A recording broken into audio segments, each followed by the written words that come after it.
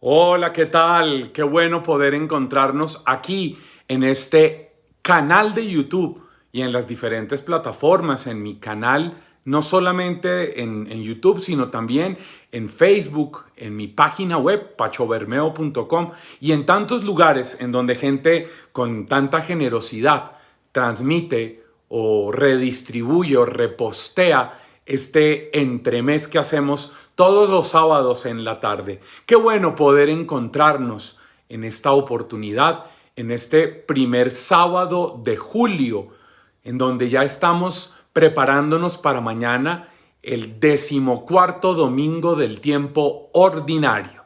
El Evangelio de mañana está en el capítulo 6 de San Marcos.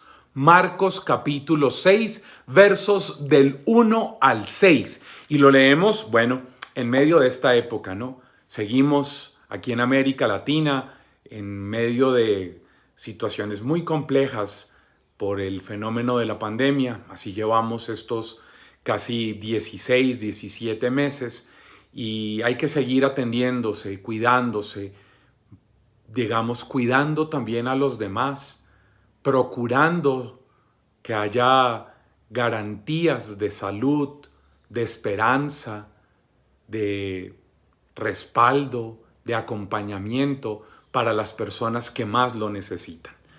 Vamos al texto del Evangelio. Marcos 6 del 1 al 6. Dice así la Escritura.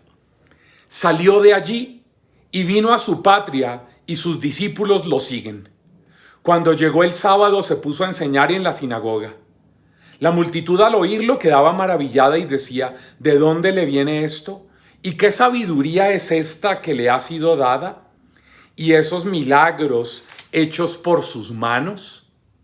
¿No es este el carpintero, el hijo de María y hermano de Santiago, José, Judas y Simón? ¿Y no están sus hermanas aquí entre nosotros? Y se escandalizaban a causa de él. Jesús les dijo, un profeta solo en su patria, entre sus parientes y en su casa, carece de prestigio. Y no podía allí hacer ningún milagro, a excepción de unos pocos enfermos a quienes curó imponiéndoles las manos. Y se maravilló de su falta de fe. Amén. Bueno, nos encontramos con un texto conocido, solo que aquí en esta tradición de Marcos, que es el primero, como tú sabes, de los evangelistas que se escribe, nos narran de forma muy sucinta. No olvides que Lucas, en este mismo texto paralelo, pues nos habla de todo su programa misionero, nos plantea como todo su plan programático. En cambio, Marcos no, Marcos nos presenta ya después de un camino. No se te olvide que en el capítulo 5 lo que ha pasado es lo que sucedió en la ciudad de Gerasa, en el comienzo del capítulo 5, y luego la segunda parte del capítulo 5, lo que sucedió en el camino yendo a casa de Jairo y aquí también en la casa de Jairo. La situación con la mujer que sufría de flujos de sangre y lo que sucedió con la revivificación del cadáver de la hija de Jairo. Pues eso es lo que está en el antecedente, en el capítulo 5. Pero nos encontramos ahora con este capítulo 6 en donde Jesús va a Nazaret, entra como todos los sábados, porque Jesús era un hombre judío que celebraba la piedad judía en medio del entorno judío, en medio de su cotidianidad, en medio de su realidad propia, de eso que él vive siempre, en medio de eso que lo hace para celebrar su fe como un buen judío, va a la sinagoga. Y estando en la sinagoga empieza a predicar, y esto es muy interesante porque si tú ves el texto nos cuenta claramente que se puso a enseñar en la sinagoga. Y la multitud de gente que estaba en la sinagoga lo escuchan y quedan maravillados. Atención, la primera actitud frente a la predicación de Jesús es que quedan maravillados. Se sorprenden, quedan impactados. Pero empiezan a preguntarse en dos direcciones. ¿De dónde le viene esta sabiduría que le ha sido dada? ¿De dónde? Empieza a haber una pregunta por el origen, por lo que hay por dentro de Jesús. Una sabiduría que le ha sido dada pero además unos milagros que Él ha realizado. Ellos se han enterado de los milagros que Jesús ha estado realizando en el comienzo de su actividad misionera, de su ministerio. Y están ahora corroborándolo. La primera parte de la actitud de los que están en la sinagoga es: ¿de dónde le viene la sabiduría? ¿Y de dónde le viene esta capacidad de hacer los milagros que nos hemos enterado que Él ha hecho? ¿Acaso no es este el tecton? No carpintero, no se te olvide, la palabra es tecton en griego. Es decir, es como un albañil, como un maestro de obra, como uno que está dedicado, se ha especializado, ese es su oficio, en trabajar con materiales duros. La piedra, el mármol, la madera, todas esas cosas que son duras. Eso es lo propio de un tecton. Y es interesante porque a Jesús parece que lo conocen bien. Yo me imagino que ahí están sus amigos del colegio, sus amigas del barrio con los que él creció, la gente que lo había visto ir a la tienda a comprar las cosas necesarias y la leche, y que lo había visto ayudar a su casa, a su familia. ¿Y por qué se cierran? Es la pregunta que habría que hacerse hoy. ¿Por qué se cierran a esta acción en donde Jesús revela quién es Él, su misterio también? No sabemos qué predicó. Esto es muy interesante. El texto no nos dice qué fue lo que Jesús predicó. Lo que nos dice es el impacto que causó. La gente estaba absolutamente conmovida de ver la sabiduría de Jesús. No se te olvide que la sabiduría, que es lo primero que se preguntan, ¿de dónde le viene esta sabiduría que le ha sido dada? Lo primero tiene que ver con sabiduría. No se te olvide que la sabiduría, en términos de la antropología propia del mundo hebreo, no tiene nada que ver con la comprensión que tenían los griegos. Para el griego la sabiduría estaba aquí, en sus conocimientos, en sus teorías, en su capacidad elucubrativa, pero para un hebreo no. Para un hebreo, la sabiduría es la capacidad de descubrir, de saborear, de inteligir a Dios y cómo Dios se hace presente, cómo lo captan en medio de la realidad cotidiana.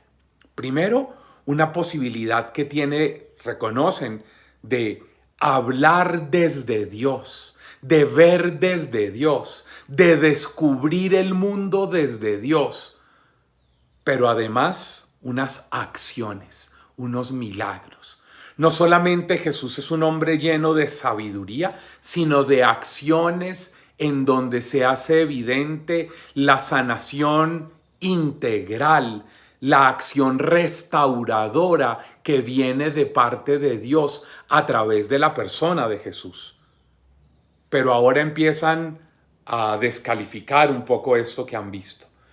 Este es un tecton que conocemos todos, sabemos que es el hijo de María, que aquí están sus hermanos y sus hermanas. No se te olvide que cuando hablamos de hermanos y hermanas, adelphoi en griego, estamos hablando de o primos hermanos o hermanos de crianza, es decir, medio hermanos, posiblemente hijos de José, o amigos con los que creció. No solamente los primos o los medio hermanos, sino con los que creció, con los que vivió la vida, con los que compartió, como digamos, con los que estuvo juntos todo el tiempo. Esos son los hermanos. No vamos a entrar en un montón de discusiones que en este espacio es innecesario porque el tiempo no nos lo permite. Y se escandalizaban a causa de Jesús. Y Jesús les dice: un profeta solo en su patria, entre sus parientes y en su casa, carece de prestigio. Un profeta. Mira lo que dice Jesús. Jesús, cuando habla de él mismo en este texto, según Marcos, él nos dice que es un profeta. ¡Qué belleza! Ya nos han dicho que es un sabio. Es decir, un hombre capaz de descubrir el acontecer de Dios, sabiduría de Dios. No es saber, no es conocimientos, no es que tenía todos los numerales del catecismo metidos aquí y los repetía como una lora mojada, como algunos de esos que se creen muy apologetas que uno ve en los medios, en las redes sociales, que tienen un montón de textos, sin conocimiento del sentido del texto, pero que los van disparando y bombardeando, sobre todo para querer hacerle daño a los demás. No, no, no, no, no. Este es Jesús, un sabio. Es decir, uno lleno de la sabiduría, de la capacidad de descubrir a Dios, de percibirlo, de entender su mover, de dejarse él mover por el movimiento de Dios. Ese es un sabio en la Escritura. Pero además es un taumaturgo, uno que hace milagros. Es decir, alguien que es mediación de la obra restauradora de Dios a favor de los necesitados. Pero tercero, aquí Jesús dice que es un profeta. Y no se te olvide que profeta, para no caer en esa idea obvia, en ese lugar común tan ya casi que prostituido, de profeta es el que anuncia y denuncia. No, no, no, seamos serios. Por supuesto que un profeta anuncia, por supuesto que un profeta también tiene la obligación de denunciar, de señalar lo que no está bien. Pero además de eso nos encontramos con que Jesús no solo anuncia y denuncia, sino sobre todo que es presencia de Dios para los demás. Ese es el sentido tal vez más profundo del profeta. El profeta es el que es presencia de Dios para el pueblo. Es decir, es mediación de el querer de Dios, de la voluntad de Dios, de la misericordia de Dios, del amor de Dios, de la acogida de Dios, de la compañía de Dios, del sustento de Dios. Pero además, el profeta es garante de la alianza. No se te olvide eso. Decir que Jesús es profeta es decir que Él es garante de la alianza. ¿Eso qué significa? Que en Jesús sus palabras, sus acciones, sus discusiones, sus parábolas, sus milagros, todo lo que hace Jesús hace presente el don de la alianza de Dios con el pueblo. Así como en el libro del Éxodo, no sé si te acuerdas, por allá en capítulo 19 o 20, en donde se establece la alianza entre Yahvé y el pueblo hebreo, porque el pueblo hebreo recibe la iniciativa de Dios que Dios se da a través de las leyes. No es que Dios dio unos mandamientos, no, Dios se dio en la comprensión que podía tener el pueblo de Israel en aquella época, se dio a través de las leyes. Es Dios mismo, pero obviamente no se podía dar de otra manera. Se había dado de diferentes formas, pero la consolidación es Dios queriendo hacer libre al hombre. ¿Y eso cómo se da? Pues en las leyes, en las normas, en los mandatos. Era la mentalidad del Antiguo Testamento. Pero ser profeta, que es garante de la alianza, ya no es que a través de leyes, sino a través de Jesús.